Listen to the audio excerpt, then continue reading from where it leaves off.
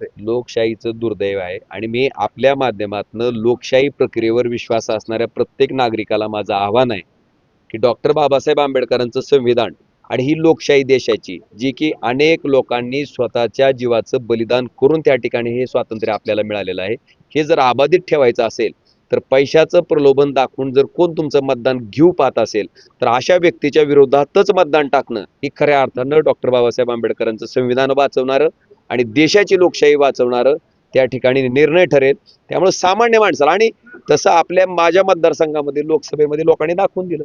करोडो रुपयाचा खर्च केल्याच्या नंतर सुद्धा लोकांनी मला धाराशिवच्या जनतेनं लोकसभेला 3,29,846 इतक्या मताच्या फरकाने मला विजयी केले. तर याचं प्रमाण मोठ्या प्रमाणामध्ये भूमपरांडा पश्चिम भागात दिसतंय. दोन्ही पक्षाकडून कुठलाच अपवाद नाही. आता तुमच्या माहितीसाठी सांगतो, तुळजापूरचं उदाहरण सांगतो तुम्हाला. 3200 मताचा प्रभाग होता आणि 3200च्या मताच्या प्रभागामध्ये जर 3100 लोकांना त्या ठिकाणी अशा पद्धतीनं आर्थिक प्रलोभन दिलं जात असेल, पण तरी सुद्धा आम्ही नशिबान समजतोय की तशा सुद्धा प्रभागात आम्ही काही ठिकाणी विजयी झालो. त्याच्यामुळं लोकशाही आहेच ना. लोकांनी समजा पैशावरच मतदान केलं असतं, प्रलोभनाला बळी पडून मतदान केलं असतं तर त्या ठिकाणी आमचे 5 नगरसेवक तुळजापूर महानगरपालिकेत आले नसते. निश्चितपणे प्रशासनानं ह्याची दखल घेणं गरजेचं आहे. अशा पद्धतीनं माल प्रॅक्टिस कोण करतायत मला वाटतं त्यांच्या मुसक्या आवळणं गरजेचं आहे.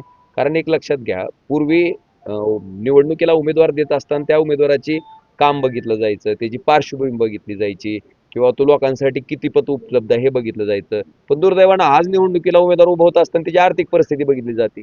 मला वाटतं हे लोकशाहीचं दुर्दैवच आहे ना. आणि हे कशामुळे आलंय?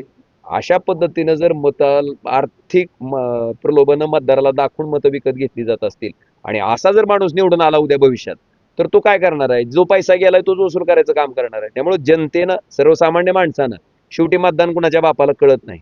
आपण सदसद विवेकबुद्धी जागृत ठेवून जी लोक पैशाचं वाटप करतायत ती पैसे भ्रष्टाचाराच्याच मार्गाने कमवलेले असणार आहेत आणि त्याच्या बाबतीत बेमानी करणं ही सगळ्यात मोठी इमानदारी आहे असं समजून जर मतदारांनी मतदान केलं तर मी खात्रीनं सांगतो लोकशाही वाचेल, संविधान वाचेल आणि तेच मला वाटतं ह्या लोकशाहीचं गमक आहे.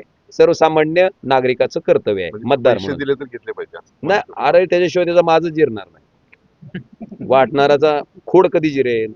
एकदा पैसे आर्थिक प्रलोभन दाखवून सुद्धा लोक पराभूत करतात. हा संदेश जेव्हा लोक मताच्या माध्यमातून देतील तेव्हा ही प्रक्रिया आपोआपच बंद पडेल. कोण नादी लागणार नाही कोट्यावधी रुपये खर्च करायचा. तसं आव्हानच